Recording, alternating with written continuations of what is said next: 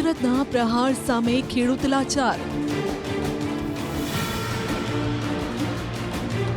દક્ષિણ ગુજરાત અને સૌરાષ્ટ્રમાં તબાહ થયા ખેતરોના ખેતર।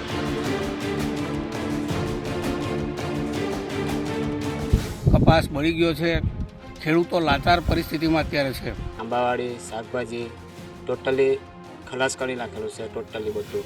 પણ આ વરસાદને કારણે અમારા જે ખેડૂતનું ખેતર છે ધોવાઈ ગયા છે અને પાક સંપૂર્ણ નિષ્ફળ ગયો છે। પણ માટે મજૂરો ક્યાંથી લઈ આવવા? અત્યારે મજૂરોની એટલી બધી અછત છે, અત્યારે 500 રૂપિયા દીધો તો મજૂરો આવવા તૈયાર નથી। રાજ્યમાં મેઘરાજાએ થોડો વિરામ લીધો છે, પરંતુ વિરામ પહેલા વરસાદે જે ધોધમાર બેટિંગ કરી તેણે દક્ષિણ ગુજરાતના ખેડૂતોની કરોડરજ્જુ તોડી નાખી। બરબાદીના દ્રશ્યો નવસારીના છે। આ કેળનો પાક હવે ખેડૂતો માટે કંઈ જ કામનો નથી। જે કેળ ખેડૂતોને રૂપિયા કમાઈને આપવાની હતી તે ખેતરની બહાર કાઢવા માટે ખેડૂતોએ હવે ખર્ચ કરવો પડશે। અત્યાર સુધી કેળને ઉછેરવામાં જે ખર્ચ થયો તે તો અલગ, કેળની આવી હાલત થઈ છે પૂર્ણા નદીના કારણે। ખેડૂતોનું કહેવું છે કે પૂર્ણા નદીનું વહેણ દર વર્ષે ખેતરોમાંથી નીકળે છે, પરંતુ આ વખતે નદીનું સ્વરૂપ કંઈક અલગ જ હતું। આ વહેણે માત્ર કેળ જ નહીં અન્ય પાકોની પણ પથારી ફેરવી છે। હાલની દ્રષ્ટિએ અમારી પૂર્ણા નદીમાં ભારેથી અતિ ભારે રેલ આવેલ છે। ખેતીઓમાં નુકસાન તો અતિશય છે અત્યારે હાલની દ્રષ્ટિએ, જેમાં કેળ, શેરડી, આંબાવાડી શાકભાજી ટોટલી ખલાસ કરી નાખેલું છે, ટોટલી બધું પાક। ને માટી એટલી બેસી ગઈ છે ખેતીમાં કે કોઈ કામ કરવું શું કરવું તે કોઈ પ્રકારનું એ મગજ ચાલે એવું નહીં મળે અંદર કંઈ। દાવો છે કે 2004 બાદ પૂર્ણામાં આવેલ પૂરે આ વખતે મોટી તારાજી સર્જી। નવસારી શહેર સહિત તાલુકાના 14 ગામડાઓમાં પૂરના પાણી ભરાઈ જતા લોકોને હાલાકી વેઠવી પડી। ખાસ કરીને પૂર્ણાના કાંઠાના ખેતરોમાં 10 થી 15 ફૂટ પાણી ભરાઈ જતા ખેડૂતોના મોંમાં આવેલો કોળિયો છીનવાઈ ગયો। નવસારીના કુરેલ ગામને 3 તરફ પૂર્ણા નદી લાગે છે, જેથી આ ગામની મોટાભાગની ખેતી જમીન પૂર્ણાના કિનારે આવેલી છે।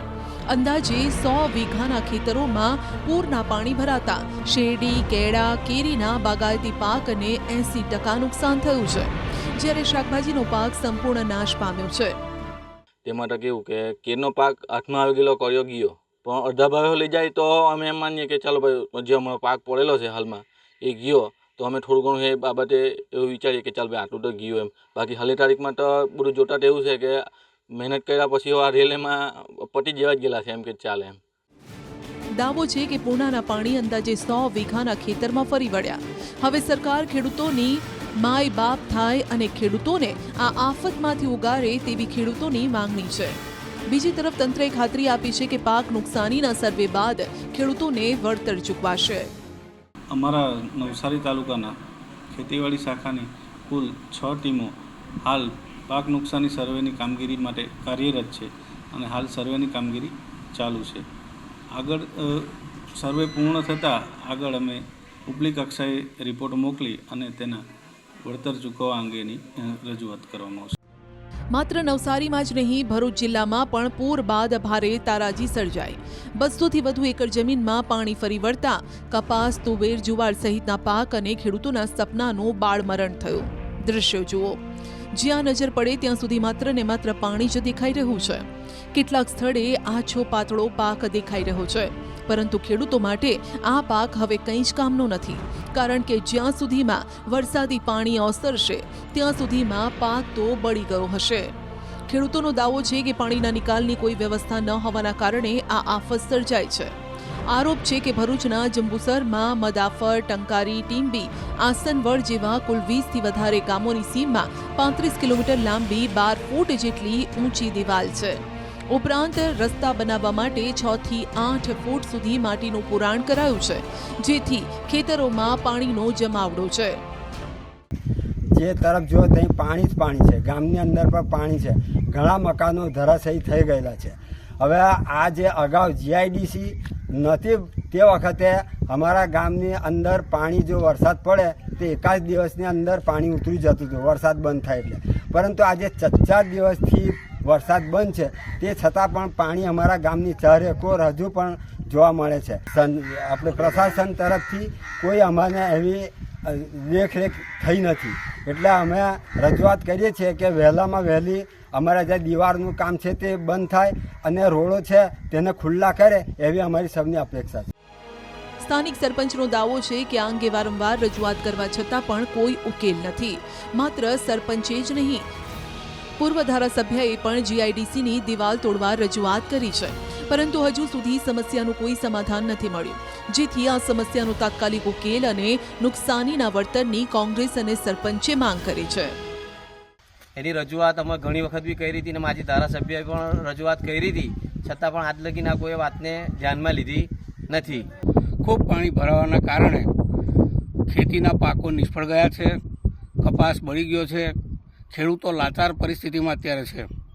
ટીંબી ગામે જે જીઆઈડીસી બનાવવામાં આવી છે એ લોકોએ 35 કિલોમીટર જેટલા પ્રોટેક્શન વોલ દિવાલો બનાવી છે અને એના કારણે પાણી રોકાવાના કારણે ખેતરોમાં અને મુદાફર ગામમાં પણ પાણી ઘૂસી ગયું છે. વધતા ખેડૂતોના પાકોમાં જે નુકસાન થયું છે એને માટે સરકારે ખેડૂતોને વળતર ચૂકવવું જોઈએ. આ તરફ સૌરાષ્ટ્રમાં પણ ખેડૂતો પાણીના કારણે પરેશાન છે. દ્વારકાના કલ્યાણપુર તાલુકામાં ખેડૂતોને મોટું નુકસાન છે. પાણીના વહેણના કારણે ખેડૂતોની હાલત શું છે તે આપણી સામે છે. જમીનમાં 5 થી 6 ફૂટના ખાડા પડી ગયા છે. હવે આમાં પાક કેવી રીતે બચી શકે? કેટલાક ખેતરોમાં જમીન ધોવાઈ જતા પાક સદંતર નિષ્ફળ છે, જ્યારે કે કેટલાક ખેતરોમાં પાણી ભરાવાના કારણે ખેડૂતોને પાક નિષ્ફળ જવાની ભીતિ છે. ખેડૂતોનો દાવો છે કે ધસમસતા પાણીમાં બિયારણ તણાયું છે. કેટલોક તૈયાર પાક પણ પાણી સાથે વહી ગયો. જેટલો પાક બચ્યો તે હજુ પાણીમાં છે, જેથી ખેડૂતોને આ પાકનું ઉત્પાદન મળે તેવી કોઈ જ સ્થિતિ નથી. એટલે જ ખેડૂતોએ 2 હાથ જોડીને સરકાર પાસે મદદની ગુહાર લગાવી છે. કે છેલ્લા અઠવાડિયા 10 દિનની અંદર કલ્યાણપુર તાલુકાની અંદર દેવભૂમિ દ્વારકાની અંદર ઓછામાં ઓછો 35 થી 40 ઇંચ વરસાદ પડ્યો છે. આ આફત તો કુદરતી છે, પણ આ વરસાદને કારણે અમારા જે ખેડૂતનું ખેતર છે ધોવાઈ ગયા છે અને પાક સંપૂર્ણ નિષ્ફળ ગયો છે. આમાં બધેમાંથી પાણી ગયા છે, અઠવાડિયુંથી પાણી જાય છે. તો સરકારને મારી પાસે એવી માંગ છે કે તાત્કાલિક સર્વે કરાવે અને ખેડૂતને સહાય આપે. કલ્યાણપુર તાલુકામાં ખેડૂતોએ મુખ્યત્વે મગફળીના પાકનું વાવેતર કર્યું. પાનેલી, ટંકારિયા, દેવળિયા, સૂર્યાવદર, રાવલ સહિતના ગ્રામ્ય વિસ્તારમાં મોટા ભાગના ખેડૂતોએ મગફળીનો પાક લીધો હતો, જે પાકની પાણીએ પથારી ફેરવી, જેથી હવે ખેડૂતો પાક વીમા અને સહાયની માંગ કરી રહ્યા છે.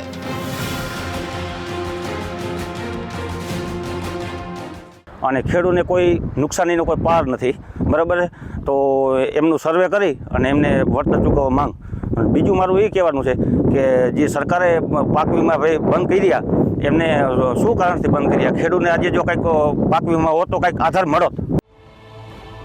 આ તો થઈ વરસાદથી નુકસાનીની વાત, પરંતુ હવે આપને પણ જણાવીએ કે વરસાદના વિરામ બાદ ખેડૂતોને પાકમાં નુકસાનીની ભીતિ છે. એક તરફ વરસાદે દ્વારકાના કલ્યાણપુરમાં તારાજી સર્જે, પરંતુ હવે જે થોડો ઘણો પાક બચ્યો છે, ધોવાણ થયેલા ખેતરો ફરીથી સમતળ કરવા મજૂરો પણ નથી મળી રહ્યા. 15 દિવસથી ખેતરની અંદર કોઈ જઈ શક્યું નથી, ત્યારે એની અંદર ખડ પણ નેદવું છે તો મજૂરો પણ મળતા નથી. કારણ કે 300 રૂપિયાની દાડીવાળા 500 રૂપિયા હાજરી દેતા પણ એ મળી શકતા નથી મજૂર. અને ટ્રેક્ટર હાંકીને જવું છે પણ ટ્રેક્ટર ખેતરોમાં નથી જતા, દવા છાંટવી છે પણ અંદર માણસ હાલી શકતું નથી. ત્યારે આ ખેડૂતો પાયમાલ થઈ જશે એવી પરિસ્થિતિ સર્જાણી છે. રાજકોટ જિલ્લાના ધોરાજીમાં પણ કંઈક આ જ સ્થિતિ છે. કેટલાય ખેડૂતોના પાકનો સોથ વળી ગયો છે. જે ખેડૂતોનો પાક બચ્યો તેઓ પોતાના પાકને જીવનદાન આપવા માટે મહા મહેનત કરી રહ્યા છે. ખેતરોમાં હાલ માટી ભીની હોવાથી ટ્રેક્ટરથી ખેતી મુશ્કેલ છે, જેથી ખેડૂતોએ જૂની બળદવાળી ખેતી અપનાવી છે. નુકસાન ઘણું છે, ખેતરમાં બહુ નુકસાન છે. પાક બધાને અમુક કપા તો અમુક ફેલ થઈ ગયા છે. આ બધા જો કપા ફેલ થઈ ગયો, આ કપાસ છે. મુશ્કેલ એટલે ખેતરમાં જવાતું જ નથી. ખેતરમાં ક્યાં જવાય છે? સેડેથી પાછા આવતા રહી જોઈએ. ટ્રેક્ટર ન ચાલે, ટ્રેક્ટરે નથી હાલે, કોઈ માણા માન નથી હાલે, એમ ટ્રેક્ટર ક્યાંથી હાલે? આ તરફ ધોરાજીમાં પણ મજૂરોની અછત છે. રૂપિયા આપવા છતાં પણ મજૂરો નથી મળતા, જેથી ખેડૂતોની ચિંતા વધી છે. કારણ કે સમયસર તો નિંદામણ નહીં થાય તો પાકમાં નુકસાની ચોક્કસ આવશે. ટ્રેક્ટર કે કોઈ મજૂર કાંઈ હાલે એમ જ નથી ખેતરોમાં, અને ના છૂટકે અમે દાંડા બળદથી ખેતી કરવા ચાલુ કરી છે. મજૂર તો કોઈ આવતા નથી, 400 રૂપિયા દેતા, અને મજૂર બધે ભાગી ગયા છે આ બાજુથી. ખેડૂતને હવે અડધા ખેતર પાણીમાં છે ને અડધા ઓમ છે.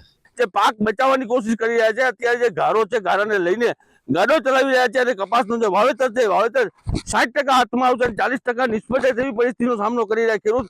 પણ છતાં અત્યારે કોઈ જાતના મૂલ્ય નથી મળી શકતા. તેને લઈને ખેડૂત પોતે અત્યારે ગાડો હલાવી અને બળદગાડાથી અત્યારે પોતે સાફ કરી રહ્યા, ખેતર સમૂહ કરી રહ્યા છે. જેને લઈને ખેડૂતો એવું કહી રહ્યા છે કે તાત્કાલિક ધોરણે આ જે નુકસાન થયું તેના માટે સર્વે કરી અને તાત્કાલિક સહાય ચૂકવવામાં આવે તેવી માંગ કરી રહ્યા છે. આ તરફ જૂનાગઢ જિલ્લામાં પણ મગફળી અને સોયાબીનનું પુષ્કળ પ્રમાણમાં વાવેતર થયું છે. હાલ પાક સારો છે, છતાં ખેડૂતો પરેશાન છે, કેમ કે પાકની વચ્ચે ખડ અને બિનઉપયોગી ઘાસ ઊંઘી નીકળ્યું છે, જેનું નિંદામણ કરવું છે, પરંતુ સતત વરસાદ ચાલુ છે એટલે જમીન પોલી થઈ ગઈ છે. બીજું કે હવે બળદનો ઉપયોગ ઓછા ખેડૂતો કરે છે. આધુનિક ટેકનોલોજી પ્રમાણે ટ્રેક્ટરથી નિંદામણ કરતા હોય છે, પણ પોચી પડી ગયેલ જમીન પર ટ્રેક્ટર ચાલી શકતું નથી. 500 રૂપિયા આપવા છતાં પણ મજૂરો નથી મળતા. ખેડૂતો પોતાના ખેતરમાં જઈ નથી શકતા. એટલે જો આ નિંદામણ ન થયું તો પાક નિષ્ફળ જવાની ભીતિ છે. પણ નિંદામણમાં એવું છે કે અત્યારે એટલો જમીન ભીની છે કે એમાં ટ્રેક્ટર કે કાંઈ હાથી હાલી ન શકે અને બળદ તો હવે કાંઈ રહ્યા નથી તે બળદ હાલી શકે. એટલે ખાસ કરીને અમારે મજૂરની જરૂરિયાત પડે અત્યારે. તો આજે એકી સાથે બધાનો નિંદામણ ચાલુ હોય તો મજૂર મળતા નથી. એટલે અમારે ઘરના અટાણે પરિવારના છોકરા ભણવા જવા દેવા નથી, પણ અમે નિંદામણમાં એને રોકી અને ઘર મેળે નિંદામણ કરીએ છીએ. એવી પરિસ્થિતિ છે અત્યારે. એટલે ફરજિયાત તો નિંદામણ કરવું પડે. નિંદામણ ન કરીએ તો મોટી નુકસાની જાય એવું છે. પણ નિંદામણ માટે મજૂરો ક્યાંથી લઈ આવવા? અત્યારે મજૂરોની એટલી બધી અછત છે. અત્યારે 500 રૂપિયા દઈએ તો મજૂરો આવવા તૈયાર નથી. તો પછી કરવું શું ખેડૂતોને? એટલે બેવડો માર અત્યારે ખેડૂતોને પડ્યો છે. વરસાદ ચાલુ છે, એક બાજુ નિંદામણનો ટાઈમ થઈ ગયો છે, નિંદામણ કરવું ફરજિયાત છે. તો શું કરવું? એટલે ખેડૂતો અવઢમાં છે. આ તરફ મધ્ય ગુજરાતના ખેડૂતોની સમસ્યા કંઈક અલગ છે. અહીં ખેતરોમાં ટ્રેક્ટર ચાલે તેમ છે, પરંતુ ખેડૂતો માત્ર બળદથી જ ખેતી કરવા મજબૂર છે. દ્રશ્યો પંચમહાલના ઘોઘંબા પંથકના ડુંગરાળ વિસ્તારમાં આવેલા ખેતરોના છે. ખેડૂતો હાલ બળદથી ખેતી કરે છે, જેમાં ખેડૂતોને ખાસો સમય અને મહેનત લાગી જાય છે. એટલું જ નહીં, બળદને પણ ખેતી માટે તાલીમ આપવામાં આવે છે. ચોમાસું ખેતી કરતા આદિવાસી ખેડૂતો જ્યારે ઉનાળામાં જમીન કોરી ધાકોર હોય ત્યારે બળદને તાલીમ આપે છે. અહીંયા અમારે ચોમાસું આધારિત ખેતી છે. અહીંયા અમારો વિસ્તાર જે છે એ ડુંગરાળ વિસ્તાર છે. અને અહીંયાથી અમારે ટ્રેક્ટરથી ખેતી કરી શકાય એવી ને ઢાળવાળી જમીન છે, એટલે અમારે બળદ રાખવા પડે છે. એટલા માટે ઉનાળામાં કે અમારે ગમે ત્યારે આ બળદને અમારે તાલીમ આપવી પડે છે, જેથી અમારે તે આ ખેતી કરી શકાય છે. હાલ આપણે ઘોઘંબા તાલુકાના પૂર્વ વિસ્તારમાં સરસવા ગામમાં ઉપસ્થિત છે. હું આપને સીધા દ્રશ્યો બતાવીશ. આપ દ્રશ્યોમાં જોઈ શકો છો ખેડૂત જે રીતે ખેતી કરી રહ્યો છે. અહીંયા ખેડૂતોને ત્રાંસી ખેડ કરવી પડતી હોય છે, જેથી પાક છે તેનું જતન થઈ શકે. સાથે સાથે અહીંયાની જે ભૌગોલિક પરિસ્થિતિ છે માત્ર ચોમાસાની ખેતી પર જ અહીંયા ખેડૂતો આધારિત હોય છે, જેમાં પણ મકાઈ, તુવેર અને કપાસ આ સિવાય અન્ય કોઈ ખેતી અહીંયા થઈ શકતી નથી. તો બીજી તરફ સમસ્યા એ પણ છે કે અહીં માત્ર ચોમાસા આધારિત ખેતી કરી શકાય છે. ચોમાસા બાદ ખેડૂતોને રોજગારી મેળવવા મજબૂરીવશ સ્થળાંતર કરવું પડે છે, જેથી ખેડૂતોની માંગણી છે કે સરકાર જો ચેકડેમના માધ્યમથી પાણીની વ્યવસ્થા કરે તો તેઓને પોતાનું ઘર અને ખેતર ન છોડવું પડે. સિંચાઈનું કોઈ સાધન અમારા ગામડામાં થયેલું નથી કે ચેકડેમ જો ગાળે ચેકડેમ હોય તો અમારે 12 માસ ખેતી થાય એવું છે. અને અમારે મજૂરી કરવા બહાર ગામ જવું નહીં પડે અને છોકરાઓનું ભણતર ના બગડે. તો અમારે સરકારશ્રીને વિનંતી છે કે અમારી બાજુ સિંચાઈનું પાણી ચેકડેમ છે એવું હોય તો અમારે પાણી સંગ્રહ રહે અને આ પાણી વહીને જતું રહે. એના કારણે અમારે બહાર મંજૂરી જવું પડે છે કડિયા કામ કરવા માટે. અમદાવાદ હોય, સુરત હોય કે પછી અન્ય વિસ્તારોમાં કડિયા કામ કરવા માટે જવું પડે. હવે જોવાનું રહેશે કે સરકાર ખેડૂતોનો અવાજ સાંભળે છે કે કેમ.